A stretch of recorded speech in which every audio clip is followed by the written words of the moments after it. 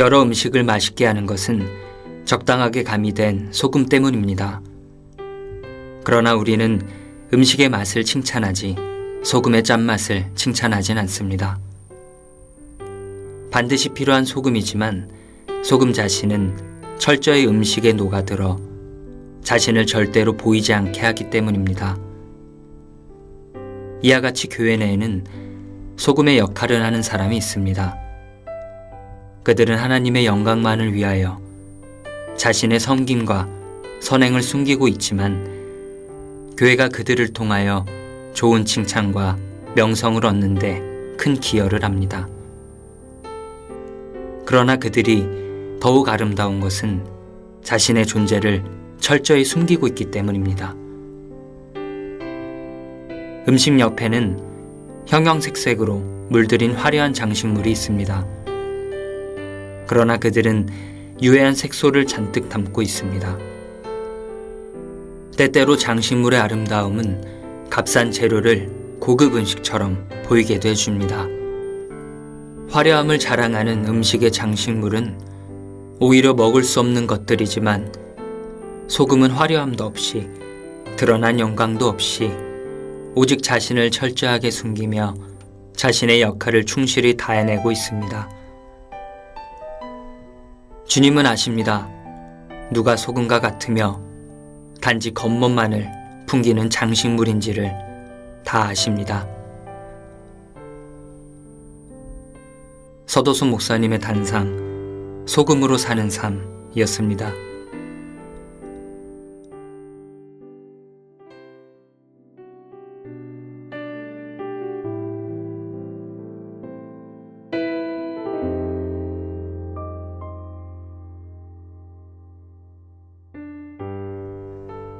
진실한 신앙의 문 앞에서 얼쩡거리며 들어오지 않는 불쌍한 사람들을 많이 봅니다.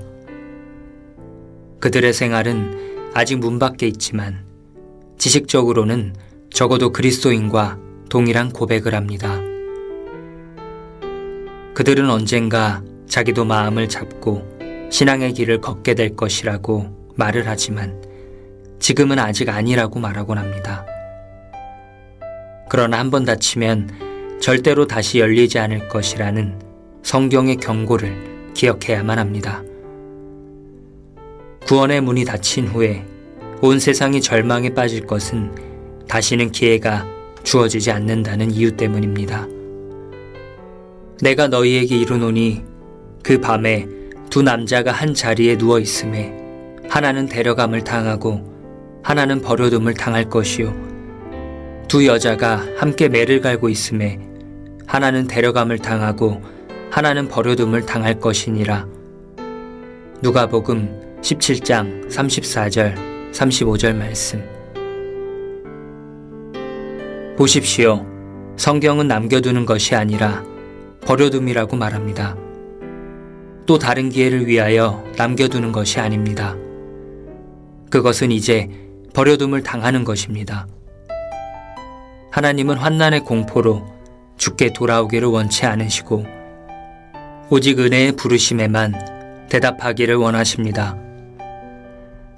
지금 주어진 이 기회의 날에 하나님의 부르심에 대한 응답을 절대로 미루거나 소홀히 여기지 마시기를 경고합니다.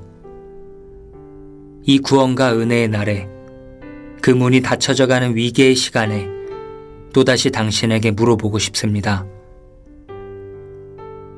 단지 표면적인 교리문답이 아니라 삶의 중심에서 나오는 진실한 응답을 하시기를 바랍니다. 당신은 거듭나셨습니까?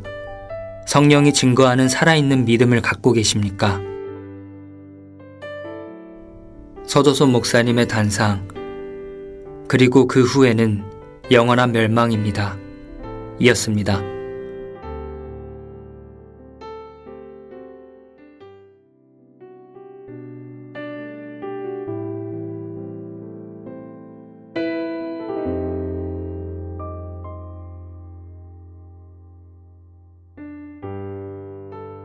100% 당첨의 행운을 드립니다. 관심을 끄는 선전 문구다. 제품을 사면 100% 당첨이 보장된 행운권을 준다고 선전하고 있기에 가던 길을 멈추고 살펴보았다. 당첨 가능성이 큰 경우에 늘 그렇듯이 역시 작고 가치 없는 경품을 약속하고 있었다. 그러나 만일 100% 당첨의 가능성에다가 고가의 경품을 준다면 대부분의 사람들이 참여하려 할 것이다. 천국의 상급과 관련한 하나님의 약속이 그러하다. 천국의 상급은 작은 자에게 냉수 한 그릇 준 것조차도 큰 상급으로 갚아주시겠다는 보증으로 되어 있다. 주의 이름을 위한 모든 선행이 기억될 것이며 행한 것에 따라서 상급과 영광이 주어질 것이라고 하나님의 신실하심을 근거로 성경에 약속되어 있다. 순종의 결과는 100% 당첨 확률을 갖고 있는 복권과 같다. 자연을 통해 나타나는 추수의 법칙도 우리에게 주어지는 상급이 얼마나 큰지를 모형적으로 설명하고 있다. 심을 때는 하나의 씨앗이 심겨지지만 장마와 무더위 같은 어려운 시기를 지나 거둘 때는 많은 열매를 얻어 수확의 기쁨을 갖게 된다. 현세에서의 희생과 봉사, 섬김의 모든 것들이 씨앗과 같이 주님의 밭에 심겨지는 것도 이와 같다. 결국 현세에서 주를 위해 살아가는 것은 우리 모두에게 100%의 행운을 안겨주는 복권과 같은 것이다. 바울은 육신으로 사는 것이 내 일의 열매가 된다고 말하며 삶은 은혜로 받아들였다. 비록 고난과 수고로 이루어지는 하루일지라도 삶은 틀림없이 은혜요 기회인 것이다. 오늘이라 주어진 시간은 또 하나의 은혜이다. 삶을 심을 수 있는 기회로 만들고 100% 당첨과 같은 수확을 바라보며 상급과 영광을 기대하며 살자. 서도소 목사님의 단상, 삶의 가치 발견이었습니다.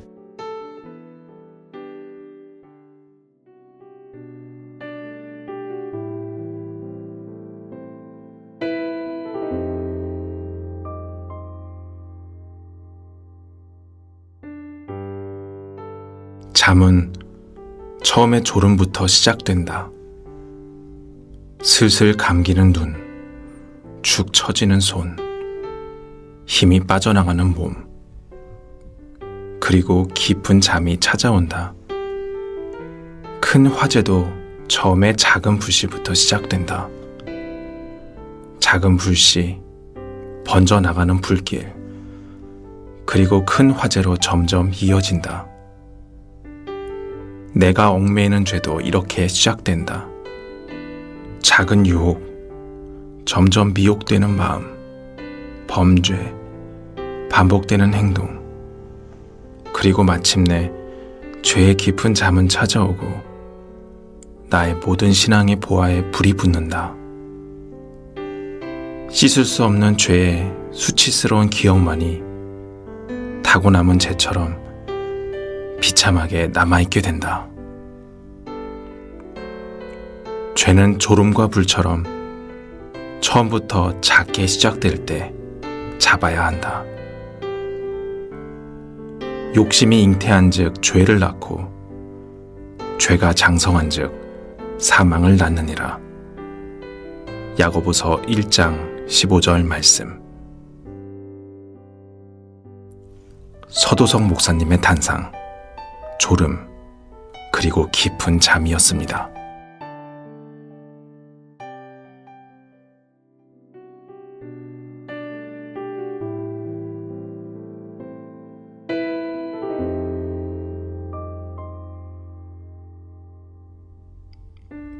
시편에는 새 노래로 여호와께 노래하라는 말씀이 있다.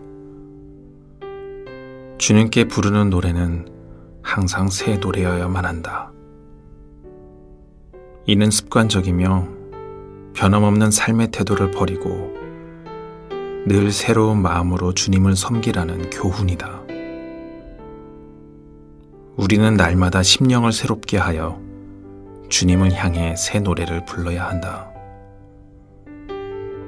새 노래를 부르기 위해서는 먼저 육신에 젖은 자신에 대하여 통곡해야 한다. 때로는 입술에만 익숙해진 상투적인 표현으로 형식적인 기도를 하고 변화되고자 하는 열망도 없이 성경을 읽거나 설교 말씀을 듣고 있지는 않는가? 주님의 사랑에 대해 뜨겁게 반응해서가 아니라 마지못해 의무감으로 봉사에 참여하고 있지는 않는가? 천성을 향한 동행자로서 성도의 소중함을 잊어버리고 시기와 질투와 갈등 속에서 성도와 지내고 있지는 않는가?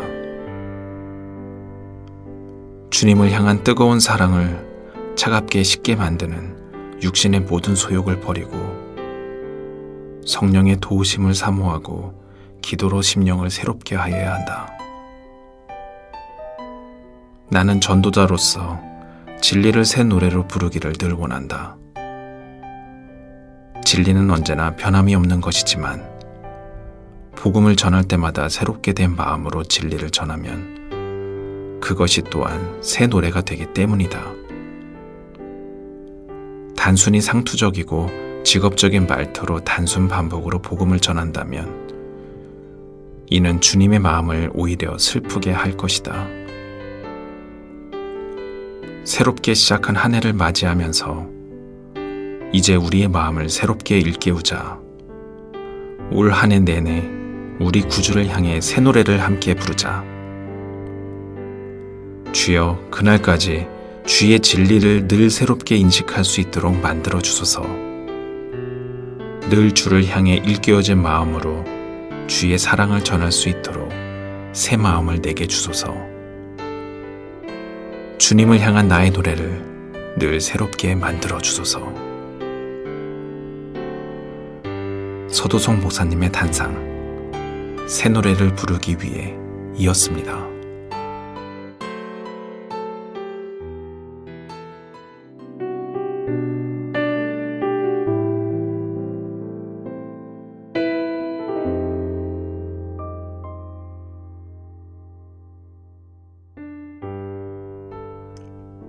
여행을 다닐 때마다 가방을 싸는 것은 중요한 일입니다. 여행을 위해 꼭 필요한 물건을 빠짐없이 준비하여 가방을 채우게 됩니다.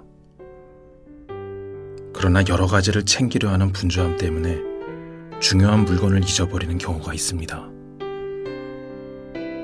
또는 잡다한 물건을 가득 넣어 정작 중요한 물건을 넣을 공간이 부족해지는 경우도 있습니다. 사람의 마음은 가방과 같습니다. 우리는 일상의 분주함 때문에 정작 중요한 신앙 문제를 마음에 담지 못하고 살아가기도 합니다. 삶의 분주함에 파묻혀 살다가 정작 중요한 영혼에 대한 문제는 잊어버리고 살아갑니다. 중요한 것부터 먼저 챙기고 그 후에 나머지를 해 나가야겠습니다. 또한 우리의 마음도 가방과 같이 한정된 공간을 갖고 있습니다. 어떤 것으로 채워져 있다면 오직 남은 부분에만 다른 것을 넣을 수 있습니다. 우리의 마음이 복잡한 인간관계, 취미생활, 잡다한 모임 등으로 가득 채워져 있으면 남은 공간은 점점 더 줄어들게 됩니다. 신앙생활을 할 시간이 부족하다면 틀림없이 여러 가지 세상 일로 시간을 가득 채워버렸기 때문입니다. 먼저 중요한 영혼에 관계된 것을 마음에 담고 그 후에 나머지를 삶의 일상으로 채워 넣어야 합니다. 이와 같이 중요한 것은 우선순위입니다. 먼저 중요한 것을 마음에 담고 그 후에 나머지 일들을 해나가야 합니다. 너희는 먼저 그의 나라와 그의 의를 구하라. 그리하면 이 모든 것을 너희에게 더하시리라. 마태복음 6장 33절 말씀. 서도성 목사님의 단상, 마음속의 우선순위이었습니다.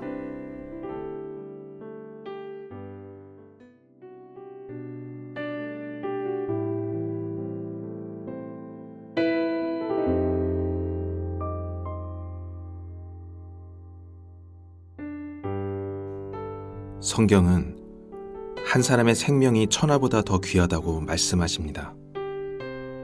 누구에게나 있는 자신의 생명에 대한 강한 애착은 이를 깨닫게 하시는 하나님이 주신 본능 중의 하나입니다.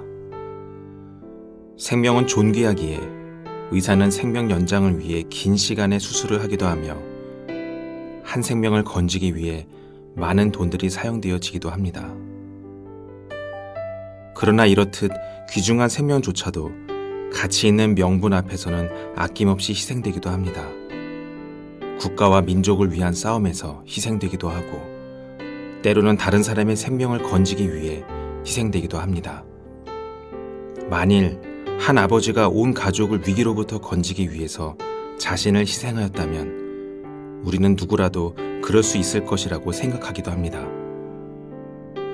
아무리 귀한 생명이라도 그보다 더 가치 있고 귀한 일을 위해서라면 희생되어질 수 있기 때문입니다. 나의 달려갈 길과 주 예수께 받은 사명, 곧 하나님의 은혜의 복음 증거하는 일을 마치려 하면은 나의 생명을 조금도 귀한 것으로 여기지 아니하노라. 사도행전 20장 24절 말씀. 바울은 자신의 생명조차도 기꺼이 바칠 수 있는 일이 바로 은혜의 복음을 증거하는 일이라고 말합니다. 한 사람을 영원한 멸망으로부터 건져내어 영원한 생명을 누릴 수 있게 하는 은혜의 복음을 증거하는 일은 우리의 목숨조차도 기꺼이 버릴 수 있게 하는 가장 가치 있는 귀한 일입니다. 어차피 죽을 목숨을 구차히 연명하다가 마지막을 맞이하는 것보다는 복음의 사역을 위하여 기꺼이 바치는 것이 훨씬 의미 있을 것입니다. 더 큰 가치 있는 일을 위해 기꺼이 우리의 목숨을 주님 나라를 위하여 바칩시다. 주의 용사들이여, 목숨을 걸고 전도 사역에 함께 참여합시다. 세상에서 가장 강한 군대는 죽기를 작정한 군사들로 모인 부대입니다. 그리스도인이 세상에 대하여 바로 그렇습니다. 기꺼이 주님을 위해 죽기로 작정한 그리스도인들이여, 이제 오늘 하루 먼저 자신에 대하여 죽고 자기를 부인하며 오직 주님을 위하여 살아갑시다. 주님을 위하여 살아간다는 것은 바로 자기 십자가를 지고 따르는 죽음의 연속임을 기억하십시오. 매일 주를 위하여 자기를 부인하는 사람만이 목숨까지도 드릴 수 있는 진정한 순교자입니다. 나는 날마다 죽노라. 앞서간 바울 사도의 고백을 우리의 것으로 삼고 복음을 전하기 위한 영적 전선으로 나아갑시다. 승전가를 부르는 앞서간 주의 용사들이 우리를 최전선으로 불러내고 있습니다. 주의 용사들이여, 함께 십자가의 깃발을 들고 나아갑시다. 서도성 목사님의 단상, 출정기이었습니다.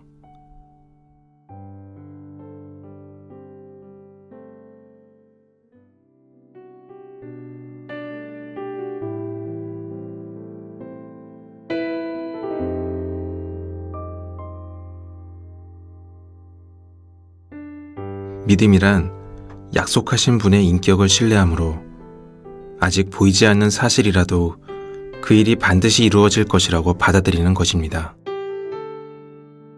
모든 그리스도인들은 하나님의 말씀을 믿음으로 장차 온 세상에 심판이 임할 것과 천국과 지옥이라는 영원한 세계가 있을 것을 확신합니다. 우리가 현재 살아가고 있는 세상은 마치 영원한 세계를 계시하는 모델 하우스와 같습니다. 이 세상에서 경험할 수 있는 사랑과 기쁨, 즐거움은 천국에 대한 모형입니다. 그와 반대로 미움과 증오, 고통과 슬픔은 바로 지옥에 대한 예표가 되는 것입니다. 우리는 말씀을 통해서 장차 임할 영원한 세상에 대해 확실히 알고 있습니다. 또한 세상에서 겪게 되는 상반되는 경험들을 통해서 천국과 지옥의 상태를 더욱 분명하게 깨닫기도 합니다. 이같이 대조되는 두 가지 영원한 세계에 대해서 우리는 세상을 향하여 외쳐야 합니다. 성경에서 선지자나 선견자는 하나님의 말씀을 통해서 장래에 반드시 일어날 일을 예언했습니다. 이 시대의 선지자는 바로 모든 성도입니다. 내가 만나는 사람, 내가 살아가고 있는 장소가 바로 우리가 사역해야 할 사역지입니다. 우리는 천국과 지옥에 대하여 마치 그것들을 경험한 사람인 것처럼 세상을 향해 확실한 증인이 되어야 합니다. 믿음은 장차 임할 심판과 형벌을 지금 보는 것과 같이 우리의 마음을 긴장시키고 비장하게 만들어줍니다. 모든 성도들은 천국과 지옥을 미리 본 사람들처럼 세상에서 힘있게 말씀을 증언해야 합니다. 믿음으로 미리 보는 천국과 지옥에 대하여 온 세상이 들을 수 있도록 성도는 마땅히 증인의 역할을 하여야 합니다. 당신은 이러한 증인의 삶을 살아가고 있습니까? 서도성 목사님의 단상, 믿음으로 증인의 삶을 살고 있는가? 이었습니다.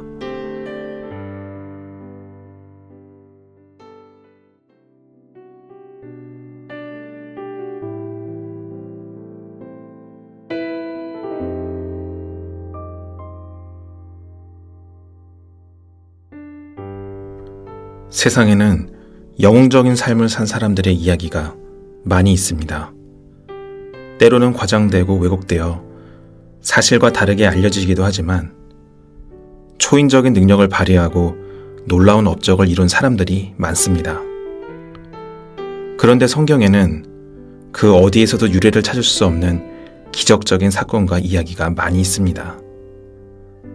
바다를 갈라 길을 내며 반석을 쳐서 물을 내기도 하고 불병거를 타고 하늘을 오르며 죽은 사람을 살려내는 이야기는 그 어떤 세속의 역사에서도 결코 찾아볼 수 없는 놀라운 영웅들의 이야기입니다. 성경에 나타난 인물들의 이야기는 세속적인 영웅담과는 전혀 다릅니다. 성경은 이러한 이야기 뒤편에서 하나님이 함께 하셨다는 사실을 강조하고 있습니다. 즉, 모세가 아니라 모세의 하나님을, 엘리야가 아니라 엘리야의 하나님을, 베드로가 아니라 베드로의 하나님을 계시하고 있습니다. 우리는 눈에 보이는 사람을 주목하고 그 사람이 특별한 존재라고 여겨지면 그 사람을 높이고 숭배합니다. 그러나 성경은 모든 사람이 한 줌의 진토일 뿐이며 엘리야도 우리와 같은 성정을 갖고 있는 보통의 사람이었다고 말합니다. 엘리야뿐만 아니라 성경에 등장하는 모든 인물은 단지 평범한 사람들이라는 것입니다. 그러나 그들이 창조주 하나님을 자신의 주님으로 섬기고 믿음을 가졌을 때에 하나님께서는 그들을 통해 놀라운 역사를 이루셨습니다. 믿음의 선조에게 역사하신 그 하나님께서 예수님을 통해 나의 아버지가 되셨습니다. 따라서 성경에 기록된 그 어떤 이적도 내 삶을 통해 다시 나타날 수 있다는 믿음을 가질 수 있습니다. 엘리야의 하나님이 이제 예수님 안에서 나의 아버지가 되셨습니다. 내게도 엘리야에게 주신 영감에 갑절을 주실 수 있으리라 믿습니다. 아브라함과 이삭과 야곱의 하나님께서 이제 나의 아버지가 되셨기에 그들에게 주셨던 어떤 이적이라도 내게 일어나기를 바랄 수 있습니다. 이러한 소망으로 나는 하나님께 소리 높여 찬양하고 있습니다. 서도성 목사님의 단상, 하나님과 동행한 에녹처럼의 나의 아버지 이었습니다.